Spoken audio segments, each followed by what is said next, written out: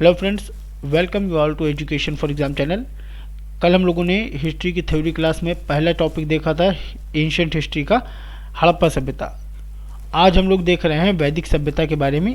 ये वीडियो जो रहेंगे ये सभी बेनिफिशियल रहेंगे सभी स्टेट पीसीएस एग्ज़ाम्स के लिए, साथ ही साथ वनडे एग्ज़ाम के लिए बहुत महत्वपूर्ण टॉपिक है। इसको सिर्फ उसी पर्सपेक्टिव से तैयार किया गया है जिससे आपका एग्ज़ाम पॉइंट ऑफ व्यू से जितनी भी नॉलेज बन सकती है वो सब कवर कर ली जाए। तो चलिए आज के क्लास को स्टार्ट करते हैं। हम लोगों का आज का टॉपिक है वैदिक सभ्यता। देखिए, वैदिक जो शब्द है ये वेद शब्द से निर्मित है। वेद का अर्थ क्या होता है? वेद का अर्थ होता है दोस्तों ज्ञान। वैदिक सभ्यता या आर्य सभ्यता ये क्या भारत में सैंधव सभ्यता के पश्चात विकसित सबसे नवीन सभ्यता थी। ठीक है ना। वेद में आर्यों के इतिहास को जानने का प्रमुख स्रोत मिला है, यानी वेदों के माध्यम से आर्यों के इतिहास के बारे में हम लोगों को जानने के लिए बहुत कुछ जानकारियाँ मिली हैं। वैदिक साहित्य जो है इसकी रचना का श्रेय सामान्यतः आर्यों को ही जाता है। आगे हम लोग देखते हैं। देखिए, वैदिक काल को दो भागों में बांटा गया है। कौन कौन से काल है? पहला काल है ऋग्वैदिक काल। ऋग्वैदिक काल की जो अवधि है वो 1500 ईसा पूर्व से लेकर 1000 ईसा पूर्व तक है। और उत्तर वैदिक काल की जो अवधि है वो 1000 ईसा पूर्व से लेकर 600 ईसा पूर्व तक के है। अब देखिए, एक और चीज़ है कि जो आर्यों के बारे में इसमें दिया हुआ है, आर्यों के इतिहास के बारे में दिया हुआ है। तो आर्यों के जो मूल निवास है, आर्य कहाँ से यहाँ पे आए थे, उसके बारे में इतिहासकारों में अलग अलग मतभेद हैं। तो देखिए, आर्यों के बारे में कुछ इतिहासकार मानते हैं कश्मीर और हिमालय क्षेत्र से आए थे, जिसमें प्रमुखता एल.डी. कल्ल के द्वारा ये दिया गया है। ब्रह्मर्षि देश किससे दिया गया है? पंडित गंगानाथ झा के द्वारा। सप्त सैंधव प्रदेश के बारे में बताया था कि वहाँ से आर्य आए थे, डॉक्टर अवनीश चंद्र दास ने। देविका प्रदेश से बताया था D.S. त्रिवेदी ने। मध्य एशिया ये मत था मैक्स मूलर का कि आर्य मध्य एशिया से आए थे। उत्तरी ध्रुव से आए हुए बताया गया था पंडित बाल गंगाधर तिलक के द्वारा कि आर्य वहाँ से आए थे। स्वामी दयानंद सरस्वती ने बताया था कि तिब्बत से आए थे आर्य। हंगरी से आने वाले बताया गया था गाइल्स के द्वारा कि आर्य हंगरी से यहाँ पे आए थे। अब देखिए, जो वैदिक साहित्य है, वैदिक साहित्य का हम लोग परिचय जान लेते हैं। देखिए, भारतीय जो साहित्य की परंपरा है इसमें सर्वाधिक प्राचीन वैदिक साहित्य ही है। ठीक है ना। साहित्य परंपरा में इसमें 4 वेद हैं। कौन कौन से वेद हैं? पहला वेद है ऋग्वेद, यजुर्वेद, सामवेद और अथर्ववेद। इसके 4 भाग भी दिए हुए हैं। कौन कौन से? संहिता, ब्राह्मण ग्रंथ, आरण्यक और उपनिषद। अभी हम लोग इसको भी डिटेल में देखेंगे आगे कि क्या क्या है। पहले हम लोग ऋग्वेद के बारे में जानते हैं। ऋग्वेद क्या है इसका परिचय देख लीजिए। वैदिक साहित्य का सबसे प्राचीनतम ग्रंथ यही है, सबसे प्राचीन ग्रंथ है और स्रोत एवं प्रार्थनाओं का संकलन इसमें किया गया है। इसमें कुल 10 मंडल हैं, 1028 सूक्त हैं और 10,552 ऋचाएँ हैं। 1028 जो सूक्त है दोस्तों, उसमें 1017 सूक्त तो साकल में हैं और बाकी 11 सूक्त बालखिल्य में हैं। ये भी पूछा जा सकता है, इसीलिए इस पॉइंट ऑफ व्यू को भी आप चेक करते रहिएगा। देखिए, इसमें उल्लेख किन की चीज़ों का किया गया है? गोत्र का उल्लेख किया गया है। शूद्र वर्ण शब्द का उल्लेख इसमें सबसे पहले मिलता है। अब देखिए, शूद्र के बारे में कई बार एग्जाम में पूछा गया है कि शूद्र किस मंडल में कहा गया है। तो ये देखिए, ये दिया गया है 10वें मंडल में, पुरुष सूक्त में ये दिया हुआ है। शब्द का पहला उल्लेख शूद्र शब्द का यही मिलता है। साथ ही गायत्री मंत्र, इसके बारे में भी कई बार पूछा जा चुका है कि गायत्री मंत्र किस मंडल में मिलता है। तो ये मिलता है तृतीय मंडल में। इसके जो रचनाकार थे ये विश्वामित्र थे, ये भी ध्यान रखिएगा। लोहे का कोई उल्लेख इसमें नहीं मिलता है और नदी सूक्त में 21 नदियों का इसमें वर्णन मिलता है। आगे देखते हैं सामवेद के बारे में। सामवेद का परिचय देख लीजिए। साम का अर्थ क्या होता है? गाना या संगीत या गायन। फिर यज्ञों के अवसर पर गाए जाने वाले मंत्रों का संग्रह इसमें किया गया है। मंत्रों को गाने वाला पुरोहित क्या कहलाता था? उद्गाता कहलाता था। कुल इसमें 1875 ऋचाएँ दी हुई हैं। इसकी प्रमुख शाखाएं कौन कौन सी हैं? कौमुत्मीय, रामायणीय और जैमिनीय। ब्राह्मण ग्रंथ इसका क्या है? पंचविश या तांडे। अगला हम लोग देखते हैं यजुर्वेद के बारे में। यजुर्वेद का परिचय देखिए। स्त्रोत एवं कर्मकांडों का वर्णन इसमें किया गया है। गद्य और पद्य दोनों ही रूप में इसको दिया गया है। इसकी दो शाखाएं हैं, कौन सी हैं? एक कृष्ण यजुर्वेद और एक है शुक्ल यजुर्वेद। कृष्ण यजुर्वेद जो है ये गद्य और पद्य दोनों में दिया हुआ है, जबकि शुक्ल यजुर्वेद केवल पद में ही दिया हुआ है, गद्य में नहीं है। इसकी जो अंतिम भाग है वो कौन सा है? ईशोपनिषद है। इसमें ये पूछा भी जा चुका है एग्जाम में, इसीलिए इसको कवर किया गया है। ईशोपनिषद इसका सबसे अंतिम भाग है। इसमें क्या आध्यात्मिक चिंतन से संबंध के बारे में बताया गया है। इसके जो ब्राह्मण ग्रंथ हैं वो कौन से हैं? शतपथ और तैत्तिरीय हैं। अर्धायु कर्मकांडों को संपन्न कराने वाले पुरोहित को कहा जाता था, ये भी एक नोट के तरीके से ध्यान रखिएगा, ठीक है ना। अगला देखते हैं अथर्ववेद के बारे में। इसका परिचय देख लीजिए। इसमें 20 कांड दिए हुए हैं, 731 सूक्त दिए हुए हैं और 5987 मंत्रों का संग्रह इसमें दिया हुआ है। 5987 जो मंत्र हैं इनमें से 1200 मंत्र ऋग्वेद के इसमें लिए गए हैं। ये भी आपके एग्जाम में आ सकता है, माइन्यूट जानकारी है। ब्रह्मा के बारे में, ब्रह्मा किसे कहा जाता है? अथर्ववेद के मंत्रों का उच्चारण करने वाले पुरोहित को ब्रह्मा कहा जाता है, ठीक है ना। इसकी दो शाखाएं हैं, कौन कौन सी शाखाएं हैं इसकी शाखाएं? एक है पिपलाद और एक है शौनक। इसमें उल्लेख किया गया है मगध और अंगराज्य का, जिसको दूरस्थ प्रदेश के नाम से बताया गया है। और सभा और समिति, इसको प्रजापति की 2 पुत्रियों के बारे में कहा गया है। मतलब सभा और समिति को प्रजापति की 2 पुत्रियां बताया गया है और मगध और अंग को दूरस्थ प्रदेश से संबोधित किया गया है। इसका ब्राह्मण ग्रंथ कौन सा है? एकमात्र ब्राह्मण ग्रंथ है गोपथ, ये भी ध्यान रखिएगा। नेक्स्ट देखिए, शतपथ ब्राह्मण के बारे में जानते हैं। शतपथ ब्राह्मण के बारे में कई बार एग्जाम में पूछा जा चुका है। इसका परिचय क्या है? शुक्ल यजुर्वेद का ब्राह्मण ग्रंथ शतपथ ब्राह्मण है। इसका उल्लेख, इसमें क्या क्या चीज़ें उल्लेख की गई हैं? इसमें पुनर्जन्म के सिद्धांत के बारे में, जल प्लावन कथा के बारे में, पुरुरवा और उर्वशी के आख्यान के बारे में, पुरुषमेध यज्ञ का वर्णन के बारे में, पत्नी पति की अर्धांगिनी होती है इस बारे में बताया गया है, कुरु और पांचाल के बारे में और राष्ट्रीय यज्ञ के बारे में बताया गया है। वैदिक सभ्यता की सर्वश्रेष्ठ प्रतिनिधि कौन है? कुरु और पांचाल है, ठीक है, ये भी ध्यान रखिएगा।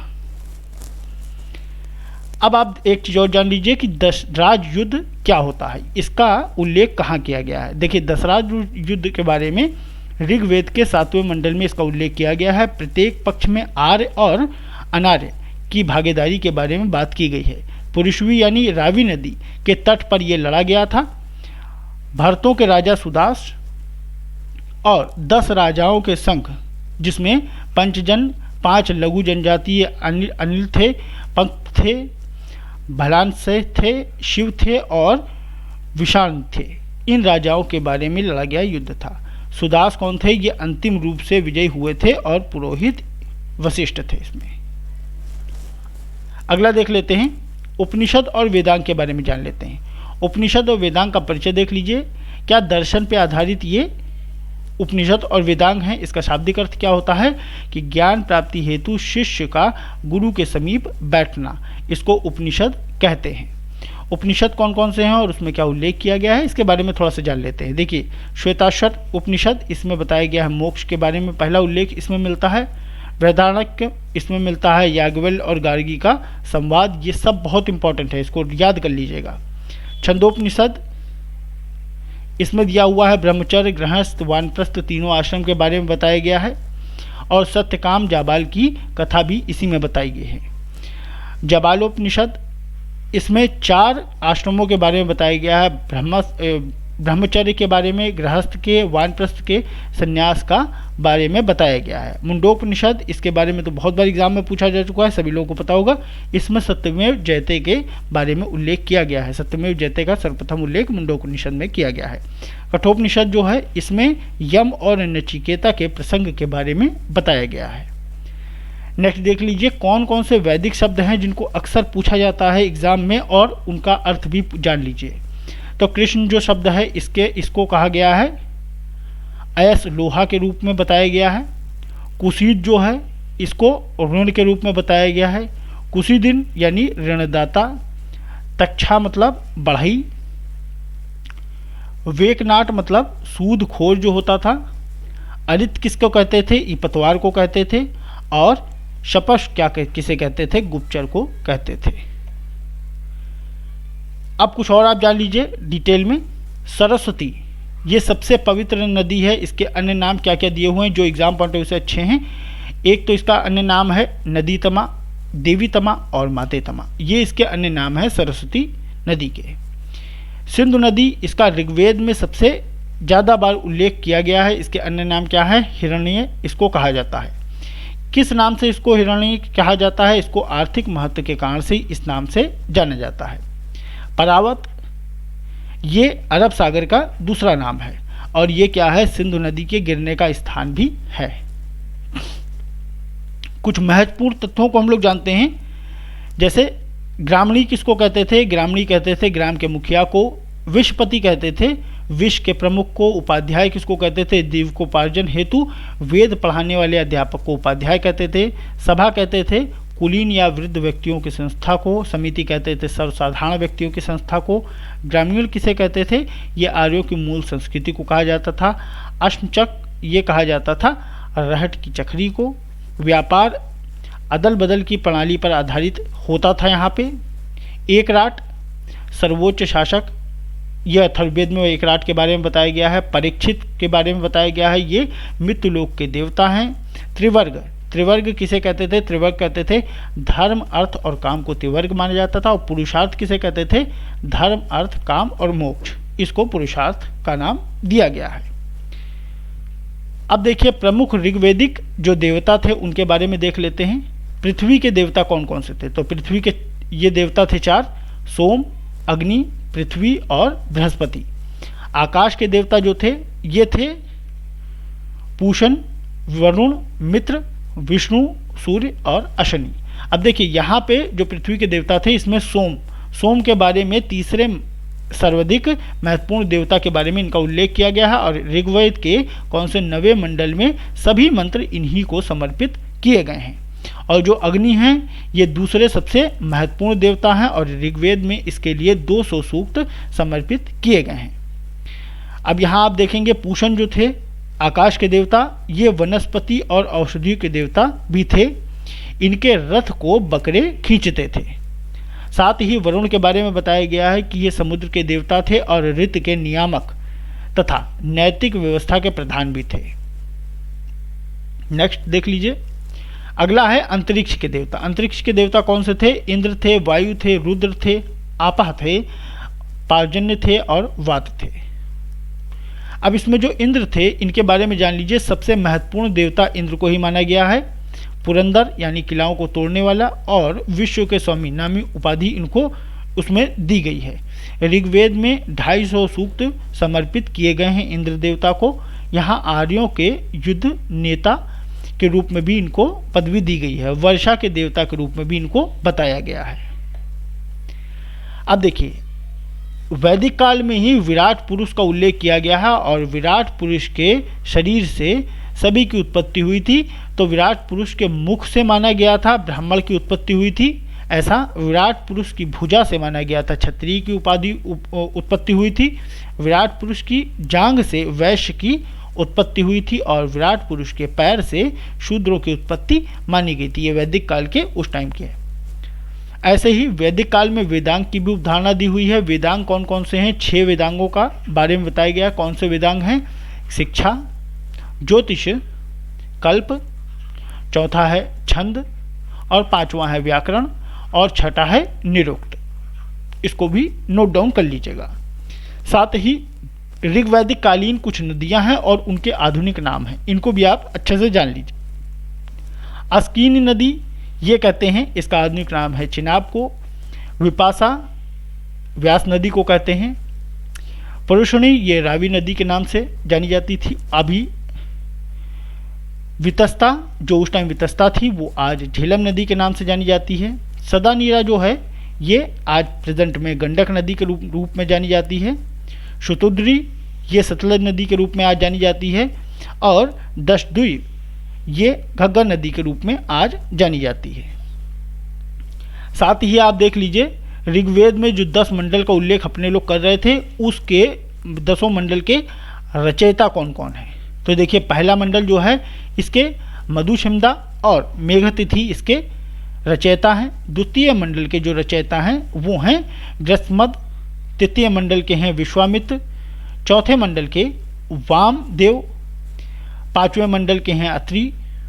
6ठे मंडल के हैं भरद्वाज। 7वें मंडल के ऋषि वशिष्ठ के द्वारा किया गया है इसकी रचना।